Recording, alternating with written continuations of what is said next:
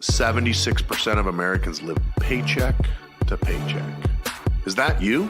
I'm the CEO of 5 different companies. I wasn't born into it. We lived on welfare, but I wanted more. I created this show, The School of Wealth, helping people escape poverty like I did. I want to help you out of that consumer debt, teach you how to increase your credit score, teach you how to make more money at your current job or your current business, and then how to actually create generational wealth without changing your lifestyle. It is going to be a lot of fun. This is not like regular school. Hey, I'm Rondi Lambeth, and this is The School of Wealth.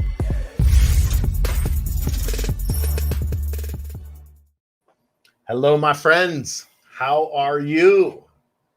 I'm doing absolutely incredible. And fortunately, I have electricity. If you were on last week, you know that I lost electricity a couple times and I had to do the show from my laptop in my kitchen. And it wasn't the best audio, but I think the content was good. And so I appreciate each and every one of you that suffered through that last week. But as of right now, we got electricity, we got internet, we got air conditioning here in the studio. Today, I'm going to be talking about credit and COVID, or otherwise known as the CARES Act. I shouldn't say otherwise known. I'm going to talk about the CARES Act and the Fair Credit Report Act and how the CARES Act impacts your credit as well as your finances. So this topic was suggested by Christopher Maddox from YouTube. So thank you for Christopher for suggesting it. If you're watching for the first time or listening on my podcast for the first time, feel free to please send me a DM on your favorite social media platform, whether it's Facebook, Instagram, YouTube, LinkedIn. I don't have a Twitter account. I actually got rid of my Twitter account. So I guess you're stuck with LinkedIn, Facebook, Instagram, or TikTok. So send me a DM there if you have a subject you would like me to talk about on the show, and I'd be happy to do that, because if you're thinking it and you have a question, probably someone else does as well. It also helps me because this is now my 14th year.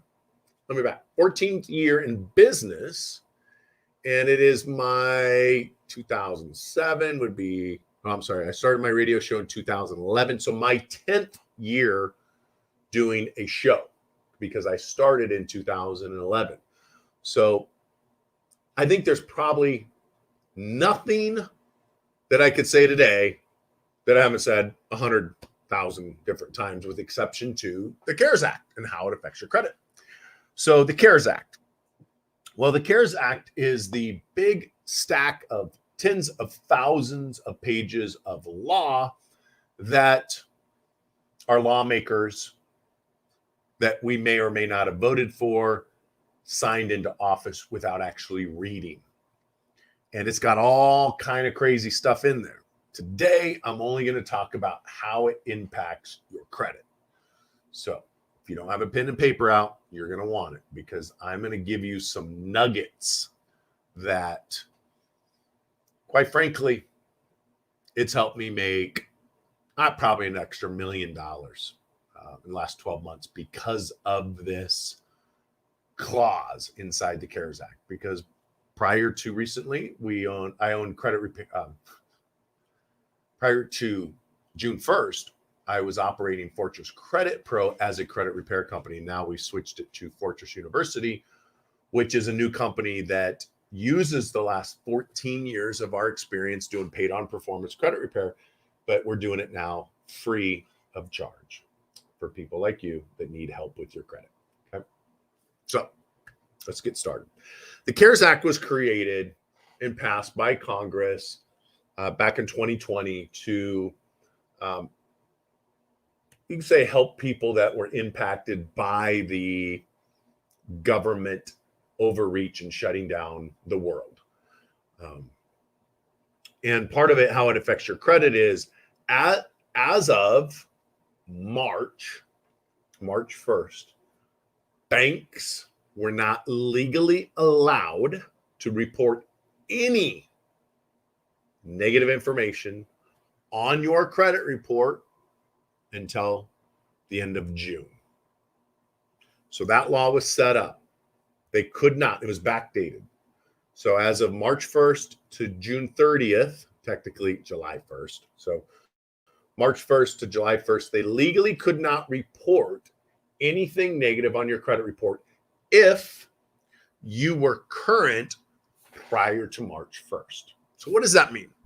Well, that means life's going along. You're making all your payments on the credit cards, your student loans, your house, your car loans, etc.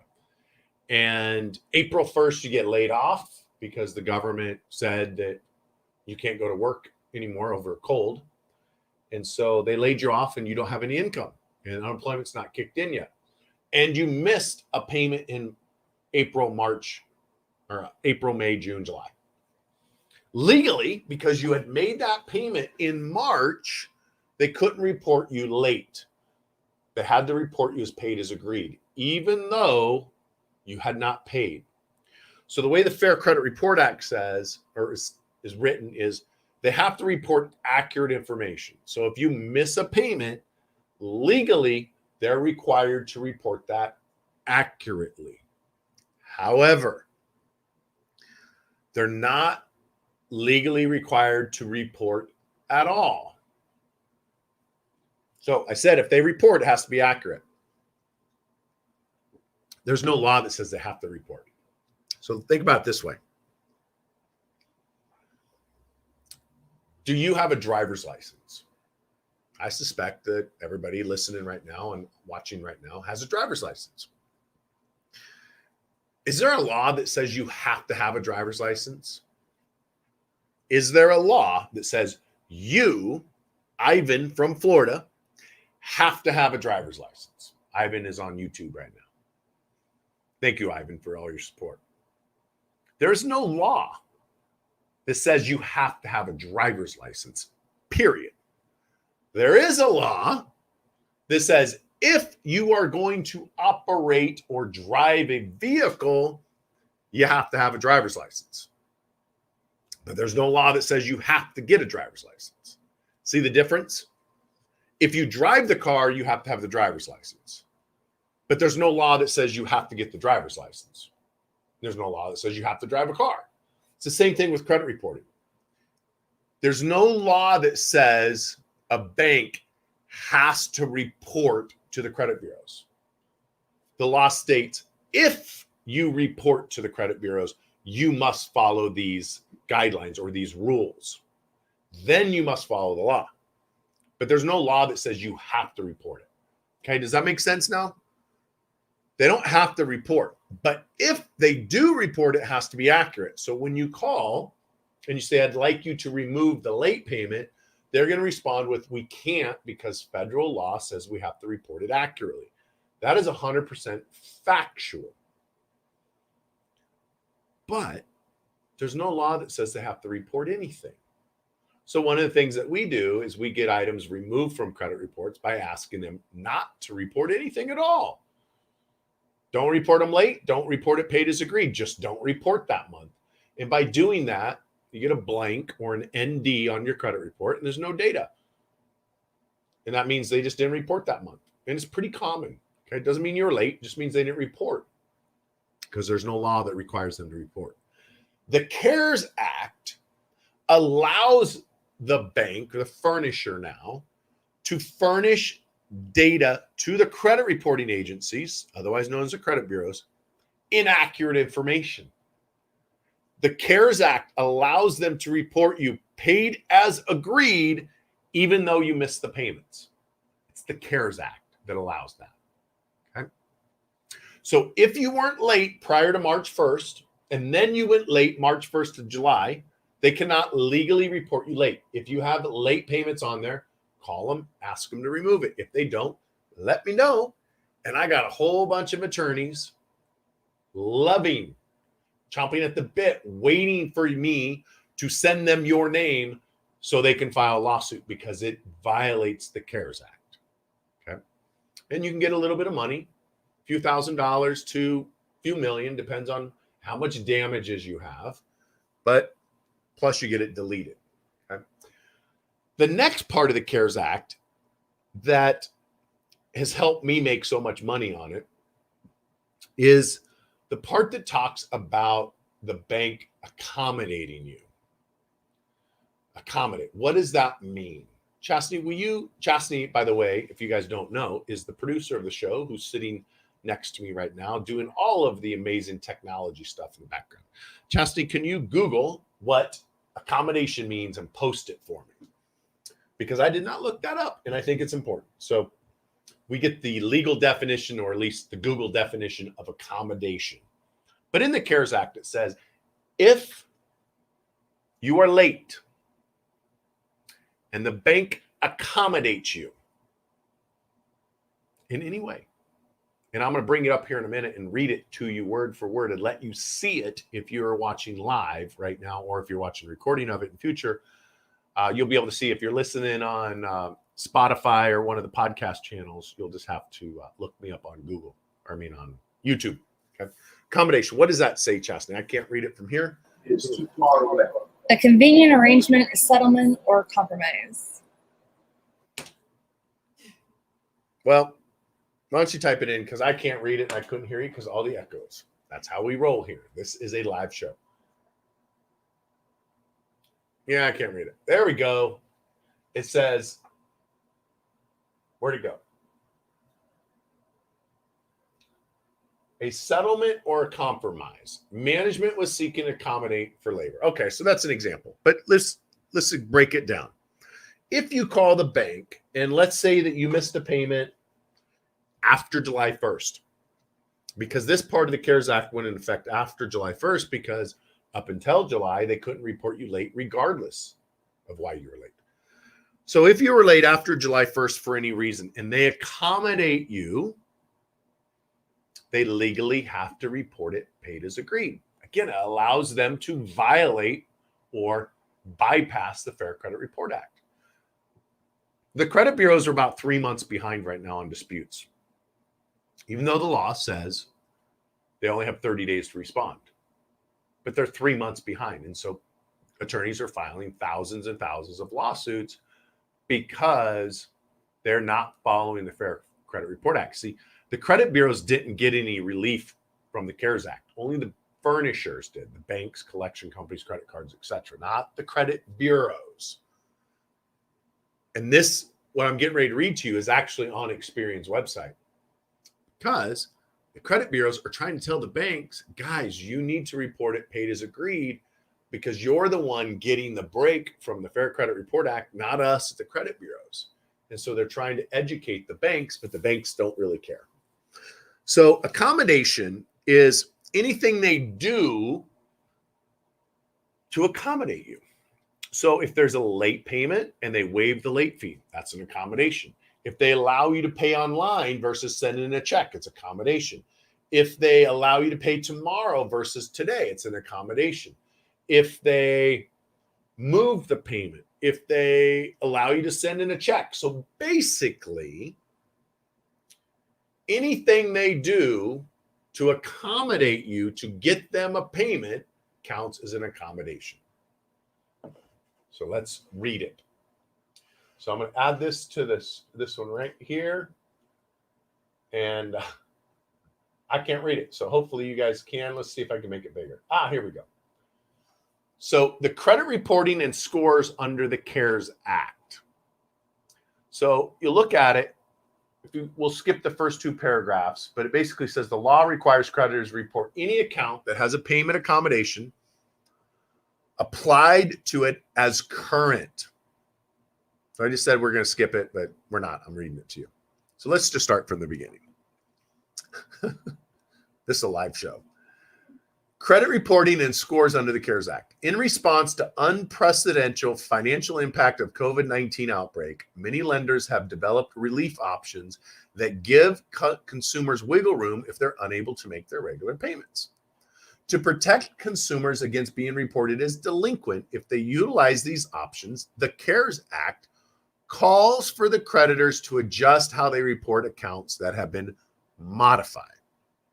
The law requires creditors to report any, you hear that? The law requires creditors to report any account that has a payment accommodation applied to it as current to the credit bureaus.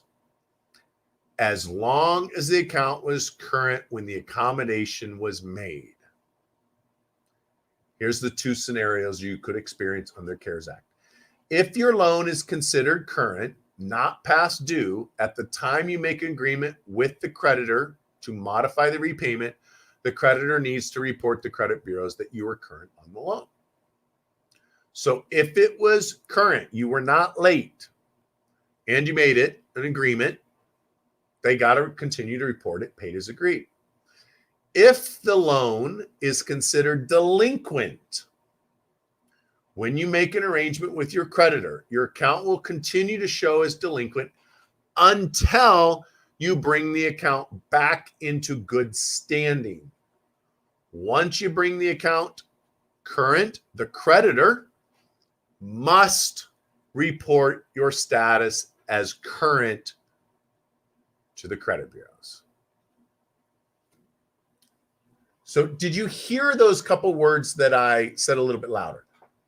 They must report it current. Doesn't say they may report it. Doesn't say they can report it. Doesn't say when they get around to it.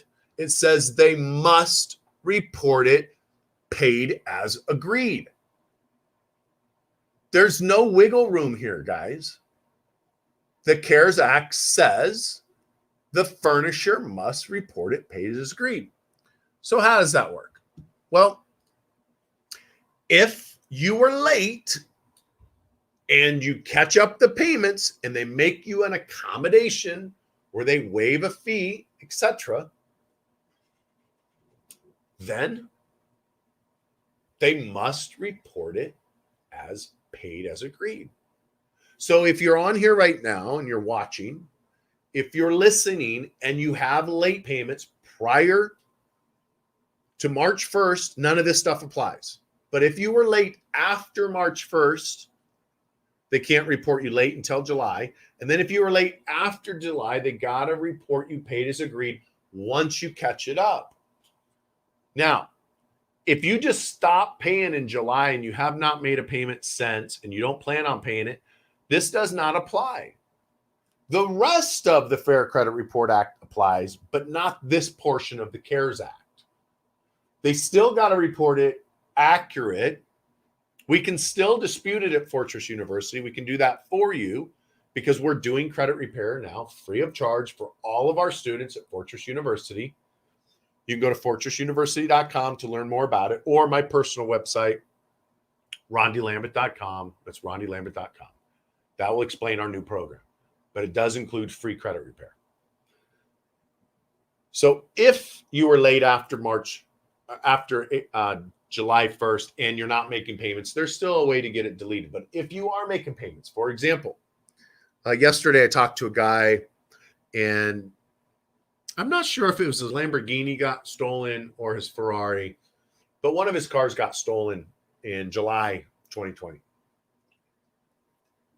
And then they totaled it. Of course, you're still an exotic. You don't know how to drive it when you're going to wreck it. So they totaled it.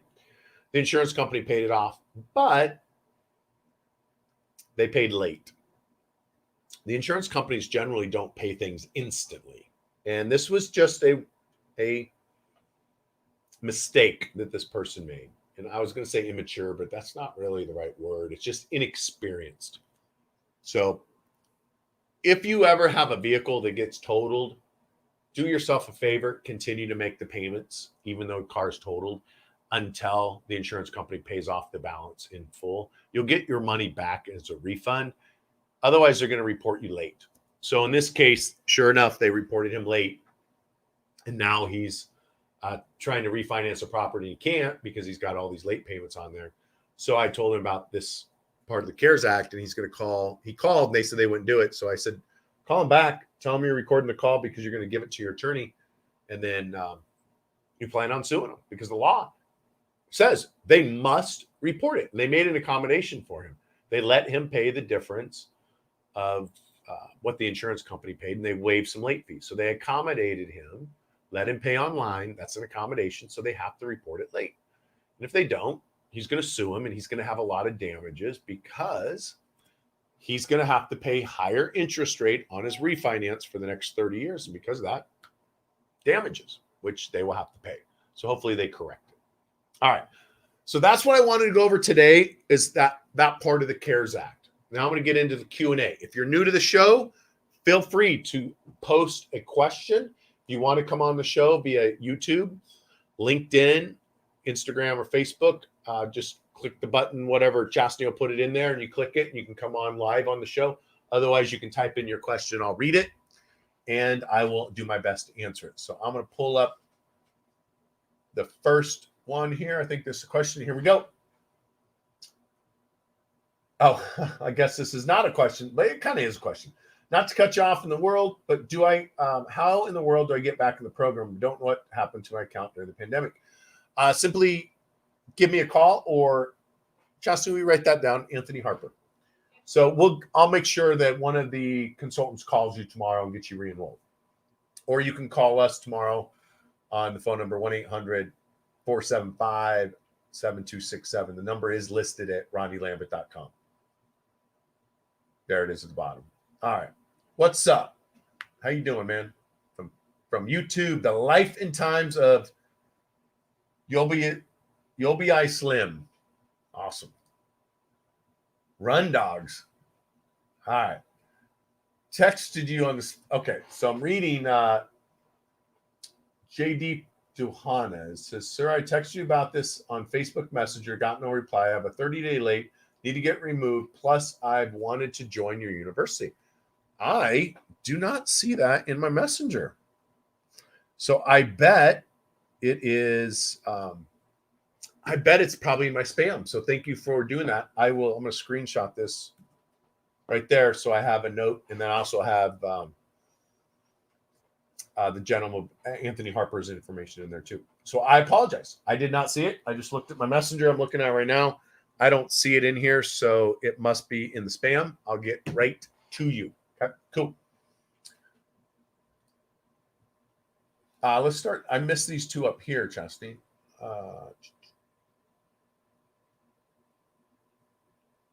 missed this. Okay. Ivan from Florida, also goes by Slavs Inc. on YouTube, says, I believe my letters were sent out with the CARES Act attached, but over 3 months and nothing back.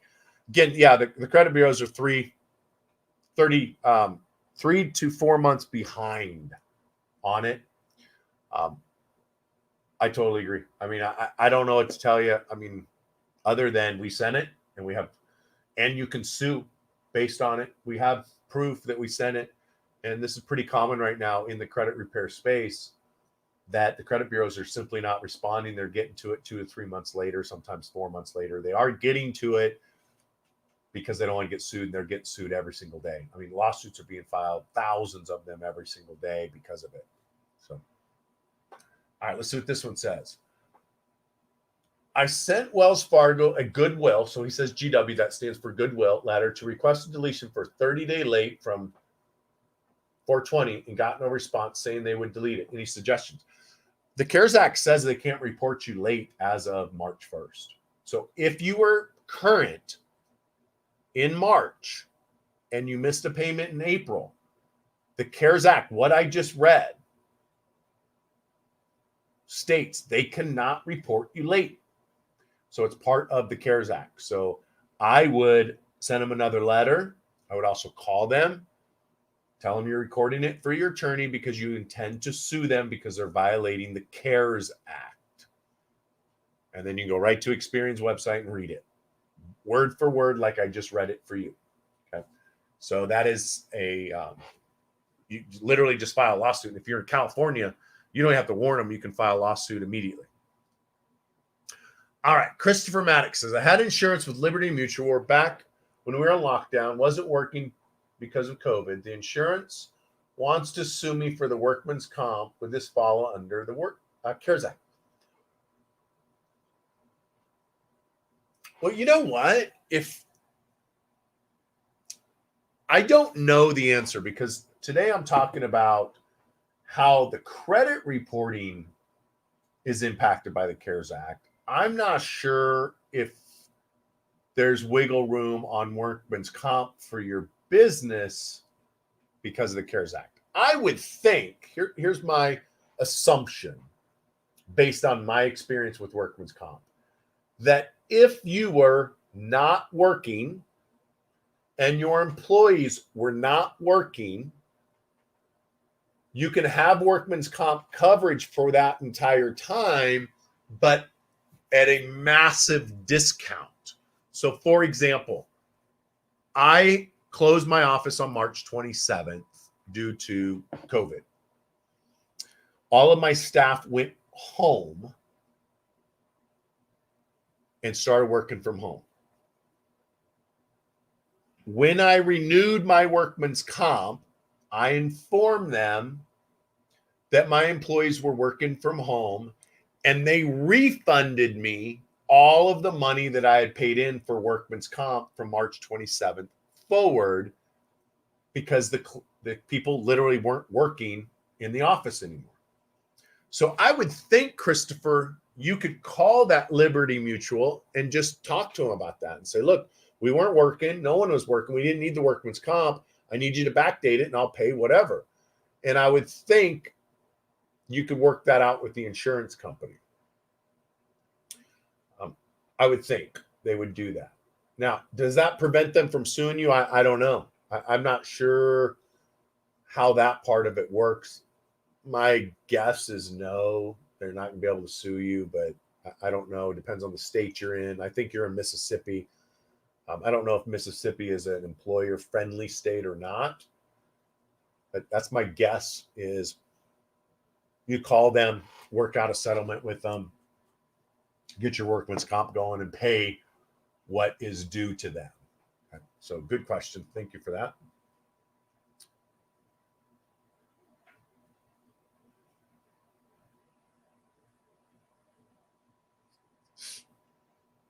Let's see what this one says. Are other banks, credit unions going to follow Wells Fargo lead by stopping offering lines in the future? You know, I don't know what the banks are going to do in the credit unions. I think what's going on with Wells Fargo is they're still suffering from all their shenanigans with opening credit cards without telling people. They're still, paying the fine for that. They've been suffering ever since. And they have a very, very high default rate. They're the most hated bank in America when surveyed by people. And here's what I found over the last 14 years working with people with credit and money. People are very emotional. And when people get emotional, they're not rational. And when they're not rational, they make bad decisions based on their emotions. And here's what I mean. I've had people say, I didn't pay my credit card because I didn't like the way the person talked to me on the phone. I didn't pay for my car loan because my car 2 years later broke down and I don't want to pay for it because Wells Fargo's mean to me. Car broke down because they didn't change the oil and they ran it out of oil. Froze up the engine. It has nothing to do with Wells Fargo. And it's irrelevant if Wells Fargo was rude to you or mean to you. But people get emotional. When you are rude and mean to people like Wells Fargo is known to be, from what I've heard and what I've experienced, in my opinion, I bank with Wells Fargo, and I can tell you it is not the most pleasant interaction that I've ever had at a bank. When you mix that with COVID and high interest rate, people get emotional, irrational, and they stop making payments. And because they don't like Wells Fargo and it's the most hated bank, they're not making the payments. And so what's happening is they're getting massive amounts of defaults. So Wells Fargo made a decision no longer to issue lines of credit, no longer issue car loans. Whether or not other banks will follow suit, I don't know. I mean, other people seem to like the other banks a lot more than they do Wells Fargo. So I think it's a combination. Great question. Oh, what happened here? Oh, Chastity's running it now. Cool. When's the next batch of videos coming out for Fortress University? Had to run outside at 2 a.m. yesterday because of 75 hard. I think all of the basic credit education's uploaded. I got a couple more videos to record on the credit side. And then I start recording the business credit course next. So I'm going to do the history of the credit bureaus, the history of credit next. We're going to upload that into Fortress University so you can understand the background of the credit reporting agencies, so you really know how they got started. Like, for example, Experian. Did you know Experian used to be a spy operation that had the contracts with the CIA? Experian, TRW, launched the very first spy satellite into outer space. Experian, the biggest credit bureau in the world. The company, the company that they changed their name from TRW to Experian, launched the first spy satellite. So they've been in the spy business for a very long time. They're spying on us. They know everything about us. I know my girlfriend the other day. She's like, she said she applied for something or something happened, and they're like, they knew my bat phone number. I'm like, what do you mean that your bat phone? She's like, the phone number I never give anybody except for you, my mom, and like 2-3 other people. I said, they know everything. She's like, I never told anybody. I'm like, well, you have a cell phone bill, right? Yeah. And you pay the cell phone company, right? Yeah. They give it to the credit bureaus. They sell your information to the credit bureaus. That's how the credit bureaus have it. So they have everything on us. And TransUnion, for example, started as a railroad company. So just some information for you. So that's the next course. And then after that is business credit. So I want to have the business credit out by August 1st. So those of you that are in Fortress University that signed up last month are going to get the business credit for free. And those that sign up this month for Fortress University will get the business credit for free. So that's my next course. Next one, Chas. Eddie from Facebook says, I have a bunch, too many, lower limit credit cards. My credit union just upped my limit to $10,000. Congratulations. If I close a bunch of the small cards, will I hurt my credit score? The answer probably is yes. And will my average age go up because the low limit cards are the same age? No. So potentially no. I have a rule when it comes to credit. I have a lot of rules. And one of the rules is never close a credit card. Now, anytime you say never, there's always an exception, right? But with exception to one or two things, never close a credit card. Never means never, ever close a credit card. It is going to damage your credit. It will lower your credit score most likely. It's going to decrease your average length of history most likely. So don't close it. Because when you close it, that age stops. So your length of history is not increasing by a month every single month now. It is stopped. And so it's going to temporarily, as in 4 to 7 years potentially, lower your credit score. So don't close the credit card. Now, what's the exception? If the annual payment or the annual fee is so high that it's not worth keeping the card open, then close it. So if you got like a $200-300 annual fee on it, and it's a 10-year-old credit card, once it hits 99 months of being reporting, that's the max anyway. So at that point, you can close it. If you had a credit card that, say American Express, it's a $700 annual fee. Some are $750, some are $1,000, some are a couple thousand. And you weren't using it enough to get the points, the rewards, the benefits, then close it. Sure. I'll give you an example. I think it was Saturday. I booked a round trip airfare ticket to Africa, first class in a pod to Africa. And the one-way trip to Africa was $63 plus some points. First class. This is a $25,000 ticket I got for $63 because I redeemed a little bit of points. Not very many. There's only 75,000 points. To give you an idea how little points that is, for me to fly first class from Palm Springs to Phoenix, which is a 45-minute flight, that was 25,000 points. So for me to pay 75,000 points to fly to Africa for $63, it's worth it. I would never close that credit card, ever. I don't care if the annual fee is $300 a year. So that's what I mean. If you're not using the cards and the annual fee is just not worth it, then close it for that reason. But not for credit reason, but for financial reasons. Okay? So I would not close those credit cards unless the fees are just absolutely crazy. Once you're hitting those $10,000 limits, in the future, when you apply for other credit cards, they're going to look at the $10,000 limit now, and they'll ignore the small credit cards now that you got a $10,000 card. So congrats on that.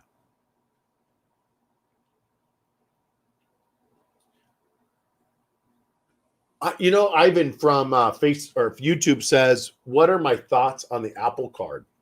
I almost got one yesterday, day before yesterday. There's a little hack. I've learned a couple of hacks that I'm going to share with my business credit clients. Some really cool hacks. And one involves the Apple Card with 5% back. I would recommend getting the Apple Card if you're going to buy a new Apple computer. Sure, why not?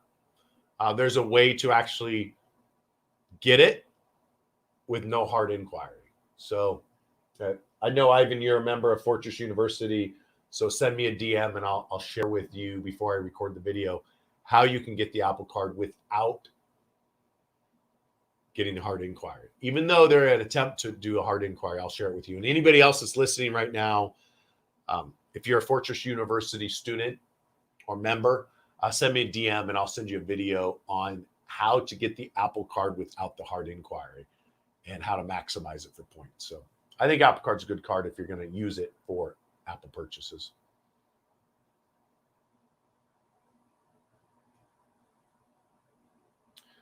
So YouTube, the life and times of, you'll be slim. I'm going to mess up that name, I know. It's Harvey. Okay. Hello, Rondi. This is Harvey. I went through the first 6 months and barely seen anything deleted. I'm on my second 6 months. I have 2 collections. I want them off my credit. Why is it so hard to get them off? That's a great question. The biggest reason for it right now is the credit bureaus are 2 to 3 months behind.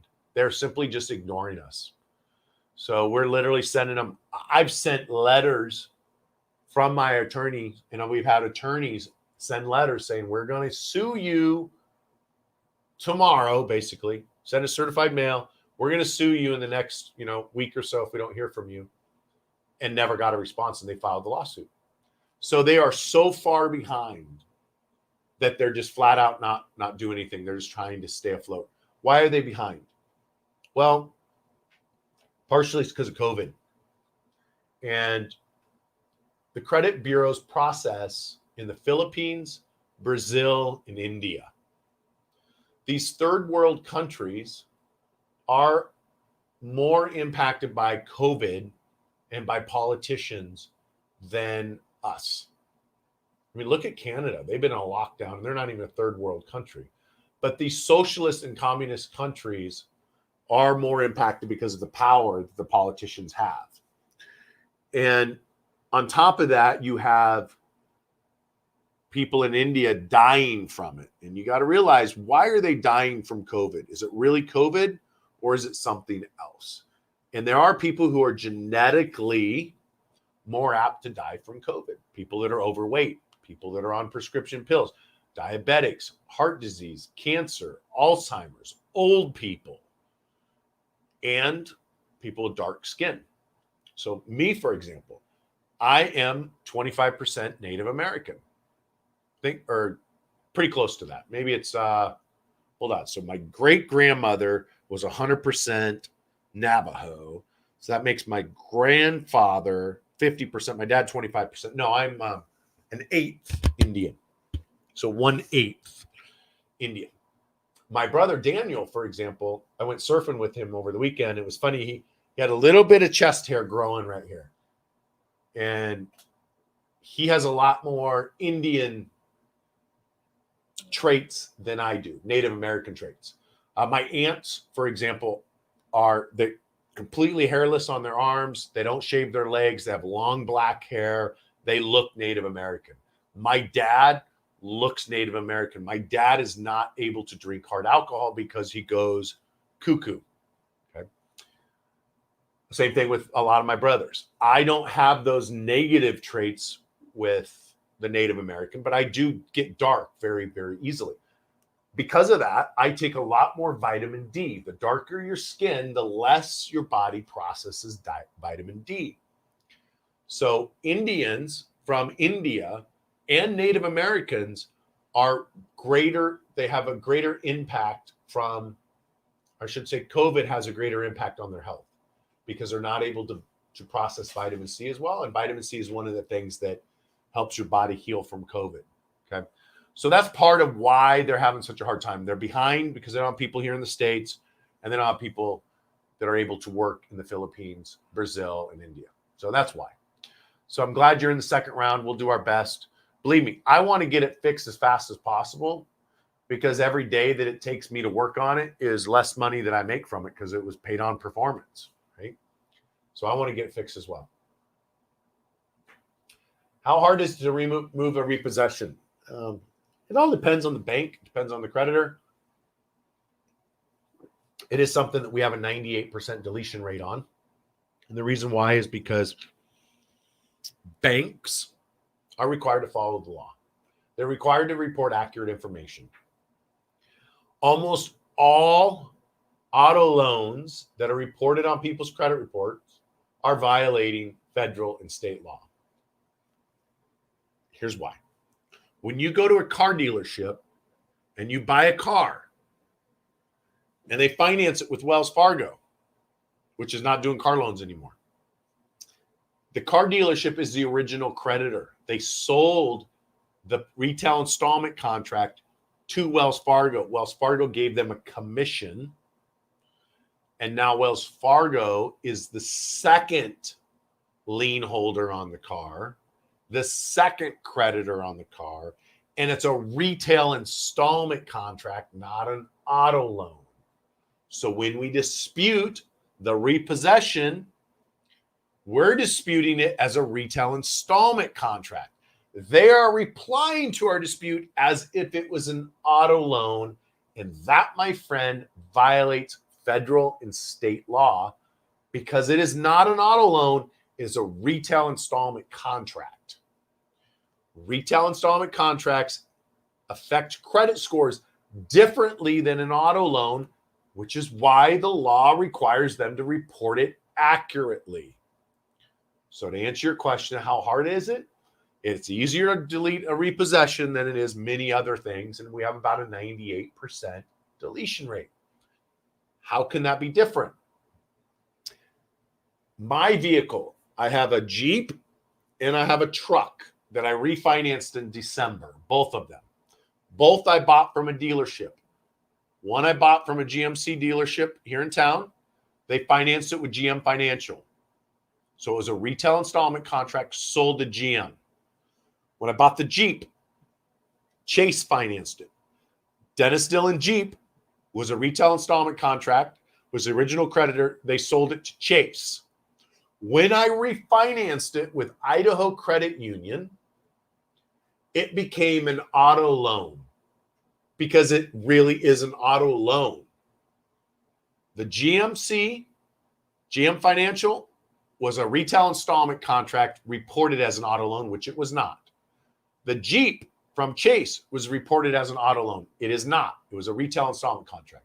Now, with the credit union, it is an auto loan. So when I say 98% of the time we get the repos removed is because the majority of the auto loans on credit reports are not auto loans. They're actually retail installment contracts. There's an entire process to get those removed, and we do it all the time. Thank you for the question. Why does my good credit fall off my credit report? There's no law that says a bank or a furnisher has to report any data at all. So one reason it'll fall off is the bank closed. Second reason that falls off, the bank doesn't want to pay for it. These bureaus do not report for free. It doesn't cost you anything, but it costs the furnisher, the bank, money every single month. The other part of it is it will fall off after 20 years of inactivity. It'll be closed many times after 3 months of inactivity. So when you follow advice of guys like Dave Ramsey, say, close all your credit cards, cut up your car loans, live off the grid, wear a coat instead of using a heater, go naked in your house instead of an AC, turn off the water heater to save 30 cents a month, eat beans and rice, rice and beans, and live a horrible life of scarcity. When you follow that advice, this is why it impacts your credit long term, because eventually your accounts will fall off. So the reason they fall off is the banks don't have to report. 2, the banks go out of business. And 3, after 20 years, it just falls off, which is why you should never pay off an installment loan early. One of the reasons. Anyway. Good question. Thank you, Steve, from Facebook. JD from YouTube says, I paid off a debt to original creditor and still have the collection reporting from that. And that combined with 30-day late dropped my points by 60. And my Amex closed my account saying my score is low. Yeah. So you got damages there, my friend. So let's talk about this. You had a debt and you paid the original creditor, but the collection company still reporting. The collection company can legally report up to 7 years, but they cannot report a balance due. So my question is the collection company reporting a balance due on a debt that you already paid? If so, that violates the Fair Credit Report Act. Be very easy for us to get removed through Fortress University's free credit repair program. And if they don't remove it, I will happily refer you to one of our law firms, and they will happily file a lawsuit. And then they will hire me as a credit expert witness at $550 an hour to come in and tell them why and to come up with the amount of damages. And I will come up with a lot of damages because you were impacted by this inaccurate information and them refusing to remove it. Great question. Look forward to getting you signed up with Fortress University. More question to it. And high utilization rate and others. So I paid them down, but they want collection removed in 30 days. That is my story. Yeah. Anthony Harper from Facebook says, how easily can I remove inquiries myself? I don't know. Let me ask you this. If you had a cavity or you had a tooth that needed a root canal, would you ask the dentist, and I'm just using this as an example, would you ask the dentist how hard is it to remove that tooth? How hard would it be for you to do the work that it took the dentist 10, 12 years of schooling plus all the experience to figure it out? So when you guys ask me how hard something is, you got to realize I've been doing this for 14 years. My company pulls 20,000 credit reports a month. We've helped hundreds of thousands of people increase their credit. When you ask me how hard it is, none of this is hard for us because there's nothing that the credit bureaus can do that we haven't seen before. How hard is it for you? And if I went to you, Anthony, and you were a mechanic, I'll give you an example. I was a helicopter mechanic in the military when I was a crew chief. And I used to work on the engines and stuff. And when I got my airplane 8 years ago today, by the way, so if you saw that on Facebook and Instagram, I got my airplane 8 years ago. About 7 years and 11 months ago, because within a month or so of me getting the airplane, I wanted to change the oil in my airplane just so I knew how to do it. This is something really simple for an airplane mechanic. And something like, 15 minutes to do it. It took me like 7 hours to change the oil in my airplane, because not 7 hours of physically working, but 7 hours time frame, because I just did it wrong. Because of my first time. Now, I will never change my oil again because I just want to experience it. So if you're a mechanic, how hard is it to change the oil? It's easy. You take out the filter, you drain plug, you drain it out, put in the thing, put in oil, boom, you're done, right? For me, it'd be a little bit harder because I don't do it every day. So how far is it for you to remove the inquiries? If you know how to do it, it's not hard. But let me ask you, what would you say? What would you say to the furnisher and to the credit bureaus of why you want the inquiry removed? See, it's not how long it takes us to get it fixed that we charge for. It's how long it took us to learn how to do what we do. So for me, it'd be very easy. For you, it could be hard. Put in there. I want to see what you would, if you would do, Anthony. And I'll tell you what you should say and what you should not say. So put in there. Tell me what you would say to a credit bureau that you want an inquiry to get removed, and I'll answer that in a minute. Next one, Chastity. I'm an authorized user on my wife's Amex and Chase card. How likely am I to have my own account when I even apply even for my credit isn't good? I would not apply for any new credit until you get your credit score in a place that you can get in the front door at the bank. Credit scores never get you approved for a loan. They only get you denied for the loan. No bank will issue you credit based on your credit score alone. It just gets you in the door. Do not apply for any credit cards except for what is on my website at rondilambert.com. Do not apply for any credit cards other than those. Why do I say that? Because the ones on my website are guaranteed to give them to you. So yes, you get a hard inquiry, but they guarantee to give you a card. So if you don't have any credit, you need at least 3 of your own. I would not apply for credit unless you're at a point that the banks are going to approve you. Okay? Or at least let you in the door. J Deep from YouTube says, I do not owe them any balance on the debt. I have a letter from the company stating my balance, us paid in full. It was $497 Progressive Insurance. Does the collection company state that you owe $497? That's what I'm asking. Is you owed the money to Progressive, you paid them. Is now the collection company on your credit report reporting a balance?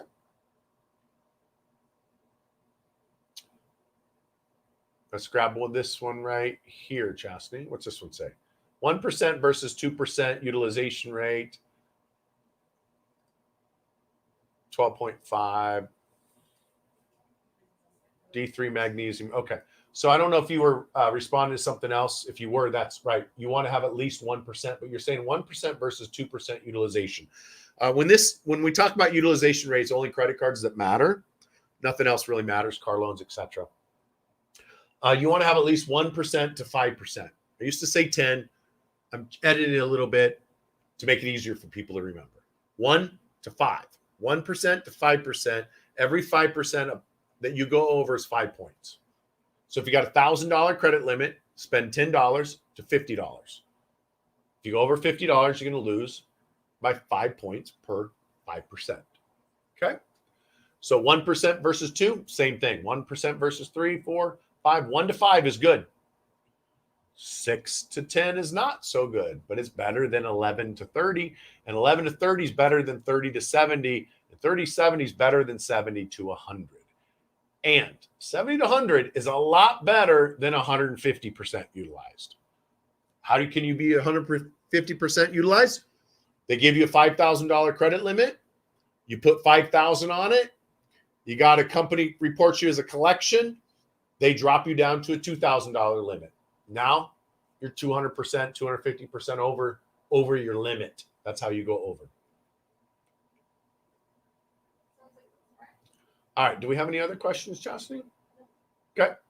All right. Let's go back to Anthony Harper's question. How hard is it how easy it to remove my own inquiries? If you know what to say, you know where to send the letter, you have software to keep track of it, so your time frames, super easy. You just got to know what to say. It's not hard to type a letter and print it and put a stamp on it and mail it. The skill comes into knowing what to say to them so they will delete it, and knowing what to say when they refuse to delete it. So that is what I would say on that. All right. So it is almost time for me to get on my next call. If you are watching right now, or if you're listening every week, I also do a business overview. Fortress is now an international company. We have clients now and students now all over the world because what we teach inside Fortress University can be applied in almost every single country in the world. And so now we're international and we're hiring like crazy. So if you are looking for a job and a career, part-time, full-time, or somewhere in between, get on the business overview that I'm going to do here in the next 5 minutes.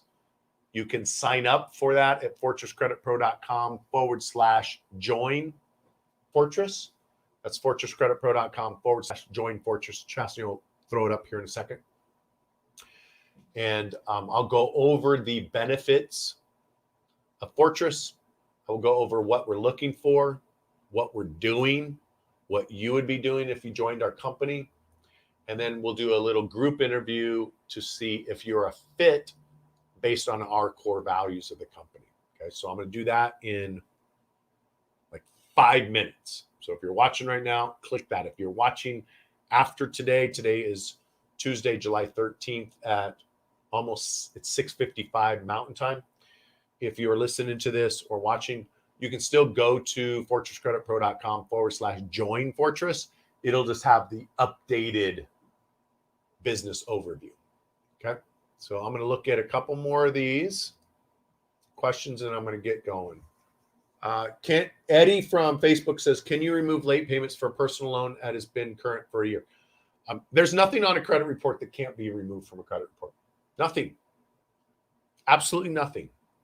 I'll do these live events and I'll say there's nothing that can't be removed, including late payments, charge-offs, collections, short sales, collections, medical collections, repossessions, judgments, tax liens, bankruptcies, And then someone will say, can you remove a short sale? Yes. Can you remove foreclosure? Yes. Just like this shirt.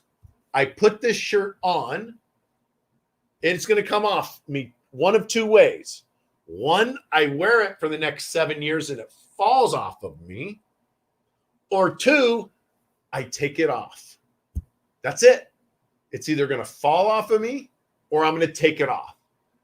The late payments will either fall off your credit report after 7 years or we take it off. One of the two. There's nothing on a credit report that cannot be removed from a credit report simply because it was placed on the credit report. Awesome. 12.5%. Oh, thank you very much. Yes. And the D3 was the response to the vitamin C. Yes. Perfect.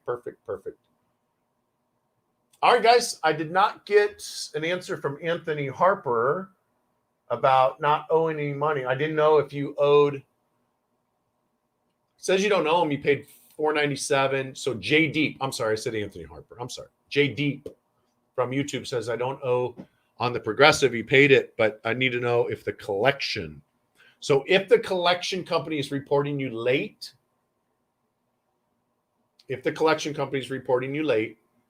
and you paid Progressive, that's a violation of potentially the Fair Debt Collection Practices Act, the Fair Credit Report Act, the CARES Act, and a whole bunch of other ones. If you're in California, there's a whole bunch more rules that apply to that. Oh, here's what he says. Yes, it shows I have one collection bound. Boom, right there. Simple. If you're inside Fortress University or when you sign up, we'll take care of that for you. If you're not, you decide not to join Fortress University and get the free credit repair, then you can dispute that on your own. That's a fairly easy thing to fix for somebody like us. That would be like going to a mechanic for an oil change. We pop the plug out, drain it, put in a new filter, dump in new oil, and you're set. You're ready to go. All right, guys, I appreciate you. Again, if you want to get on the business overview, I'm doing in like 1 minute, fortresscreditpro.com/join Fortress.